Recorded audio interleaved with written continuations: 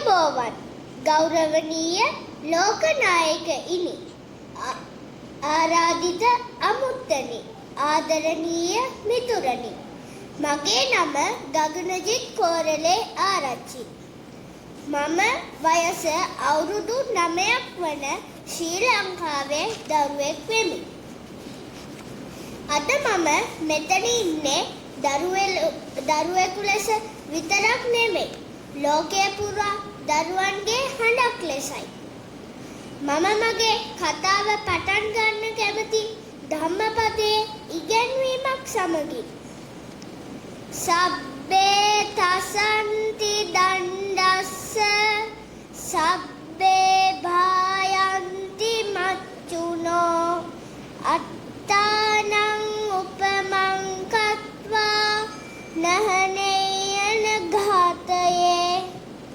එහි තේරුම තමයි සියලුම අය හිංසාවට බයයි. සියලුම අය මරණයටත් බයයි.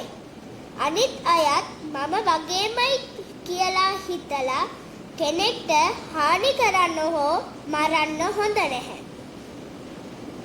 ධම්මපදය අපට කියන්නේ හැමෝම හිංසාවට බය වෙනවා. Tamanගේ ජීවිතයට ආදරය කරනවා කියලා. ඒ නිසා අපි යුද්ධය නෙමෙයි සාමය තෝරගමු. අද අපි මුහුණ දෙන ලොකුම ගැටලුවක් තියෙනවා. ඒක තමයි යුද්ධය.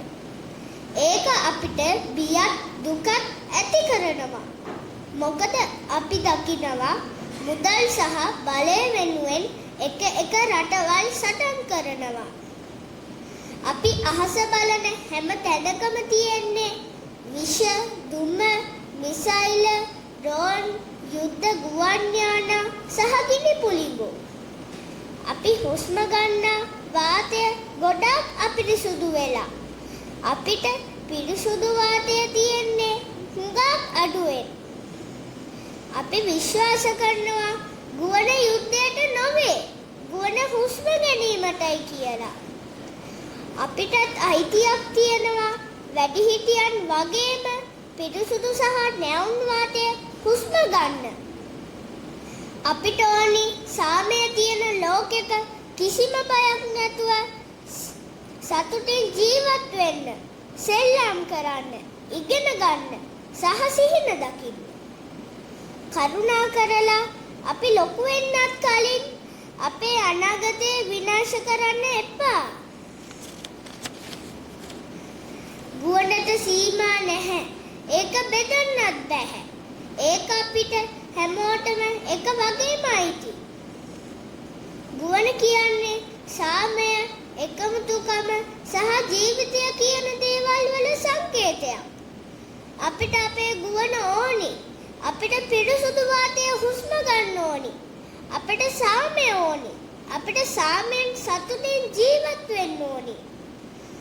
ආදරණීය ලෝකනායකයිනි මම ආරම්භයේදී කිව්වා වගේ සියලුම අය හිංසාවට බයයි ජීවිතයට ආදරේ ඒ නිසා කරුණා කරලා අපේ හදවතින්ම අපි ඔබෙන් ඉල්ලනවා සාමය පමණක්ම තෝරගන්න අපි වෙනුවෙන් මුළු ලෝකය වෙනුවෙන් ස්තුතියි මම ශ්‍රී ලංකාවේ ගගනජිත් කෝරළේ ආරච්චි